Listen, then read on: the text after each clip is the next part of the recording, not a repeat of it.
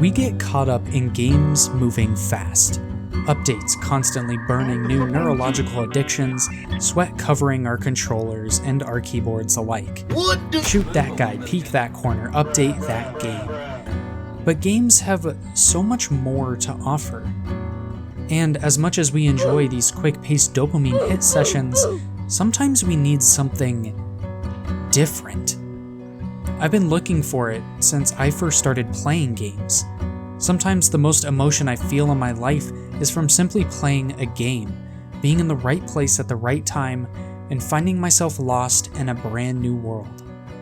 A beautiful game will do all of this in a way you least expect.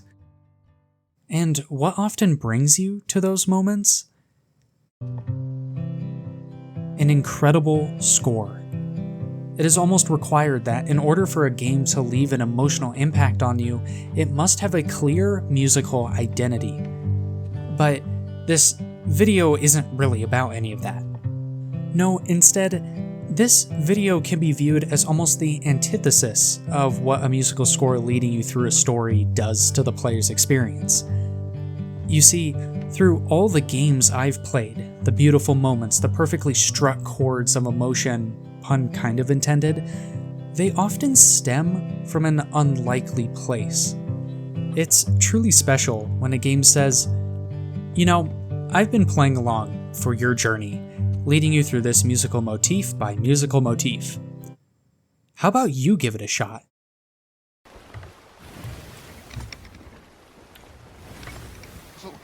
Captain! Yeah? No!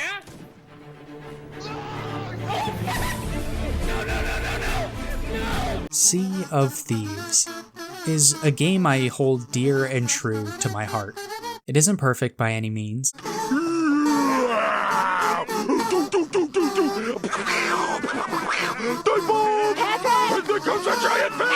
And to be honest, lacked content when it mattered most. But it still is a game I have incredible nostalgia for.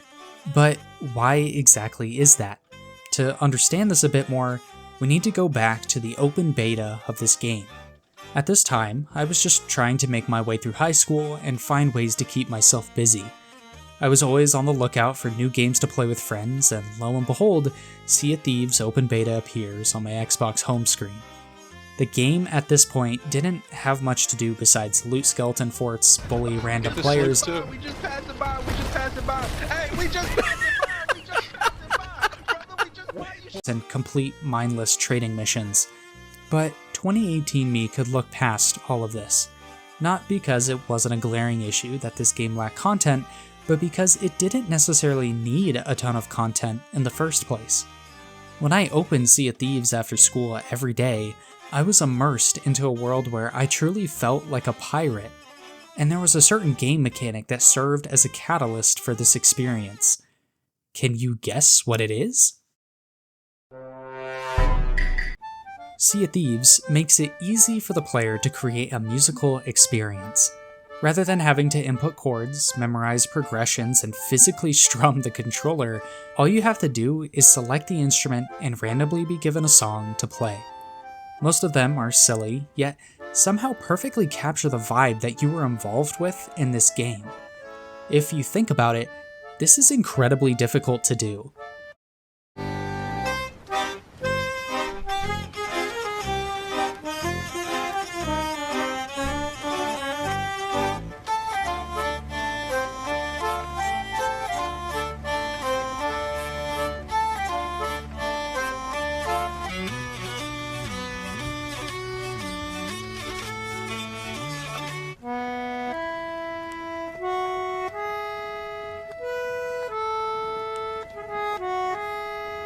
The entirety of the game's music had to be analyzed from a perspective where the player could be doing anything, under the water. thus the music shouldn't be as much a guide to the player as it should accompany their journey. On the outside looking in, it seems pretty basic to just have silly songs the player can perform while bullying some poor sloop. Why have they put such an annoying thing in the game? What do you mean? Musical instruments. Oh, you know what? Fuck this. Come back! I want to play your song! Come back! But the real genius behind these songs makes me revise that last sentence. You can try to bully that poor sloop, but it'll be quite difficult. I need fucking hands. Where are hands? Oh my god, no suicide Putin الكرسي قصرتان هذا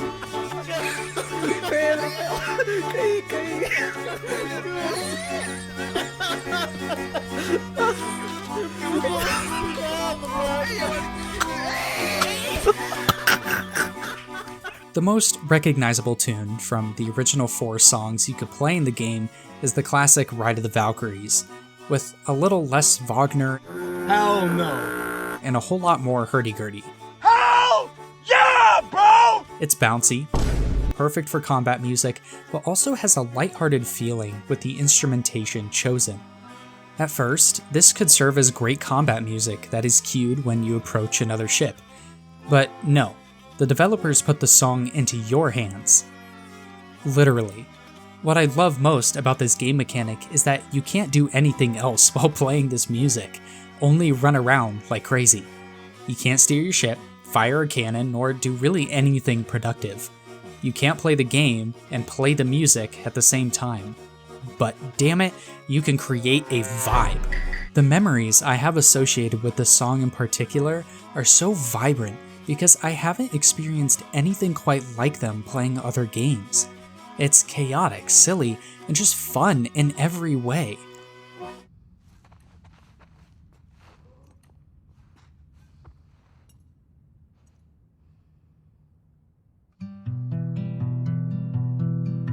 The Last of Us Part 2. It wasn't my favorite way a sequel could be given to this masterpiece, but like it or hate it, this game did things that took my breath away.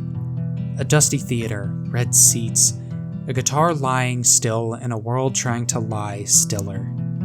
This is, by far, one of the most thought out implementations of creating music in a game. If you are a fan of this franchise, you likely have seen videos pop up on your recommended feed of players covering popular songs with this mechanic.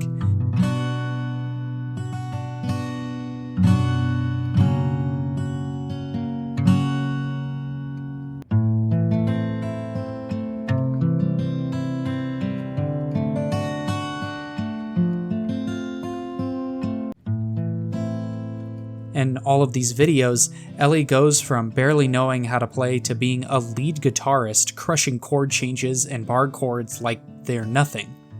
It's amazing to see how players did all of this. But what is even more amazing is that it was a skill they actually had to learn. The developers of The Last of Us, Naughty Dog, spent hours meticulously crafting this system. Before the game was even entering production, game designers Mark Burrows and Grant Host knew that the second game would wrap itself around the symbolism of Joel's guitar. The way it is brought up in the first game created a beautiful bridge into the sequel, and if you have played or watched this game be played, you know how much significance this guitar holds. But going back, how did Naughty Dog perfect this system? How did they create something that players wanted to dedicate hours of their time into mastering just to put up fun little YouTube videos? It comes down to 2 decisions. As a game developer, one of your most important tasks is deciding how to have the player interact with your game. Is it going to be a hands-off cutscene? Is it going to be a lot of button mashing? What strategy are you going to take to keep the player engaged with whatever style of media you've created? Naughty Dog not only thought about this, but thought about it for each special mechanic in the game, even something as simple as playing a guitar. Again, 2 decisions were made here. The first was choosing a wheel analog input screen to select each chord of the guitar. This avoided the first issue that players might face where they would have to memorize buttons to chords. This then leads into the second issue, taking the player out of the experience. By using this wheel system, it kept players engaged while also creating a 3-dimensionality towards the feeling of the music.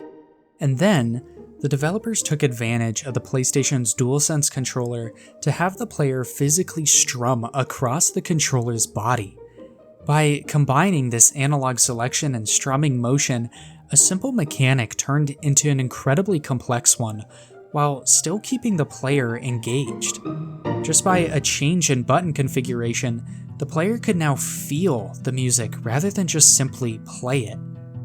So, when you see these covers of Ellie performing some famous guitar piece, just know that someone had to physically and mentally learn how that song would play. They had to know the rhythm, the timing, and the chord progression to create the experience. What was even more incredible was how these skills within a game could transfer over to real life. As Taylor Lyles writes in his article, "Thanks to video games, I'm finally learning how to play an instrument," quote, "I was enamored with how Naughty Dog successfully managed to turn a simple throwaway element into something both incredibly detailed and complex." They go on to discuss how button mashing with guitars isn't anything new. Titles like Guitar Hero and Rock Band prove that statement, but somehow those games never inspired him to pick up a real guitar. The reason? Because they, quote, "watered down the skill and practice needed to play the instrument." From a thoroughly thought out game mechanic, The Last of Us Part 2 created a memorable experience that gave players control in the story unlike anything else on the market. Games these days have become more and more popular by giving more and more freedom to the player. It's why open world is plastered on everything, games where you follow a linear story but with an incredible amount of choice. This takes that thought and dramatized it.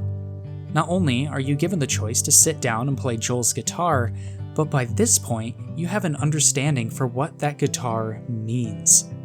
It isn't just a quirky one-off game mechanic.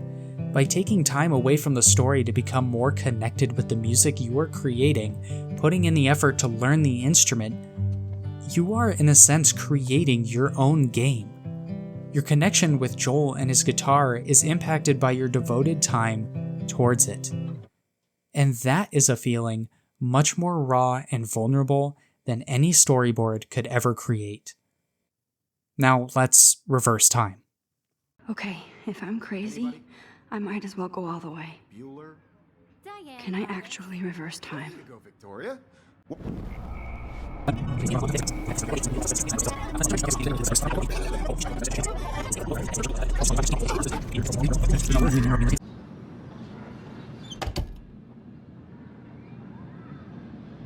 Home sweet home, my favorite cocoon. It's such a pretty guitar. I need to play it more.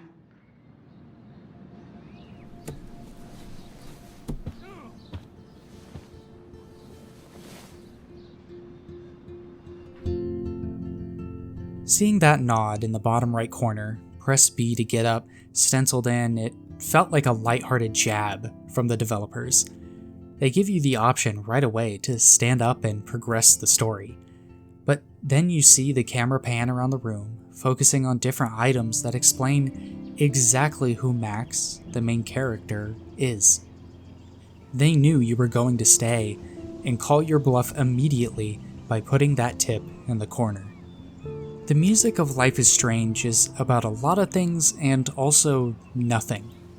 It's about growing up, being vulnerable in places that don't ask for vulnerability, focusing on the beauty of the world around you so you don't get swept away by forces you don't understand. Take a picture here, draw a sketch there, explore your room and pick up that guitar that you really should play more. What you are listening to right now is the main menu music, titled Golden Hour by Jonathan Raleigh. It's beautiful, isn't it? It makes you want to look up at trees over your head, a sunset closing out the day, dust settling on a desk. It's grounding. It's kind of funny. This game gives you so many opportunities to stay in the moment, yet the main plotline, your character's superpower, is honestly the exact opposite of staying in the moment. Fuck this shit. Fuck this shit. This shit. Ow! Ow! That hurt. Ow! Fuck this shit. Ow! That hurt. press left trigger to rewind time. That was a button I would find myself all too familiar with. You, Max, the player, you have the incredible opportunity to rewind your mistakes. It's the shocking twist this game gives you, an ability to truly make the game yours. Accidentally kill a character, rewind time to save them. Accidentally say the wrong thing, rewind time to get the right piece of information you need. And the more and more you do this, the world you, Max, her, live in, it tears itself apart. It's thoughtfully ironic that the indicator for you changing the story is a butterfly. Besides the point, let's address a contradiction here. While fully knowing that the story of this game was about rewinding time, the developers offer you multiple opportunities to stay in the moment, to do the exact opposite of what the game is teaching you to do. You don't progress the story, there's no hidden achievement, you just sit and play. It sounds so stupid, yet so metaphorical at the same time. It's funny to think that Max. No, wait, it's actually you, the player, you choose to stay in these moments instead of reversing your way out of them. Why? Because for once in the constant chaos of gaming, you get to just be here.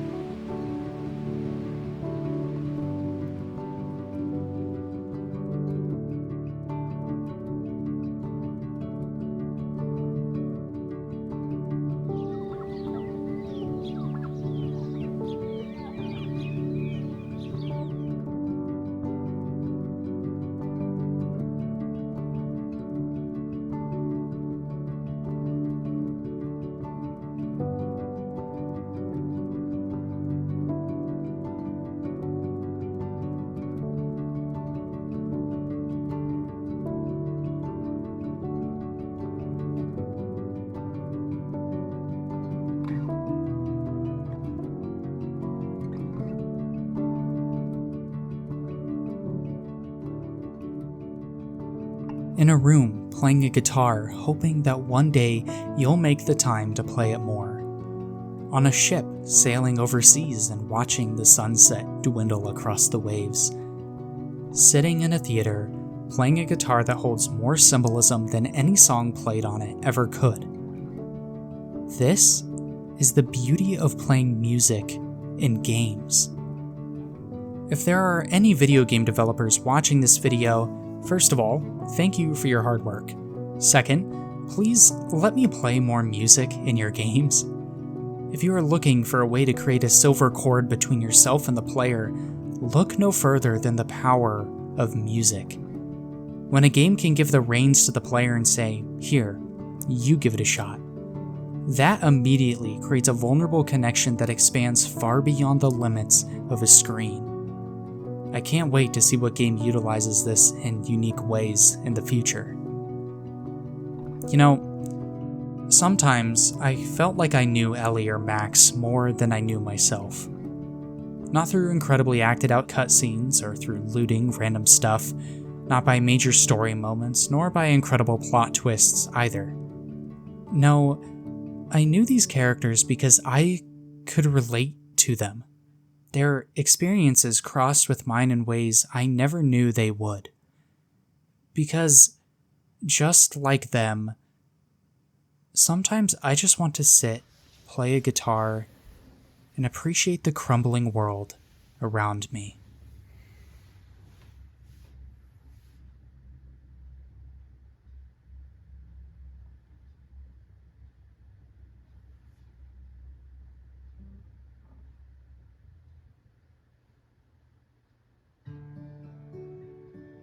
Fun fact, my first video essay on this channel was supposed to be about Life is Strange, not about Green Day. Wild difference, I know, but there's a reason I bring that up. This game in particular, it means more to me than I could ever describe in words. I rely on its music to get me through studying, through breakups, through long car rides. It occupies my playlists as a blanket rather than a variable, tying together everything I love and everything I hate. Sometimes I wonder if I had Max's power to reverse time, I could change a lot about myself. Would I? What's funny is I already know the answer to that question. I could have reversed time and never sat down to play that guitar. But I didn't. I stayed.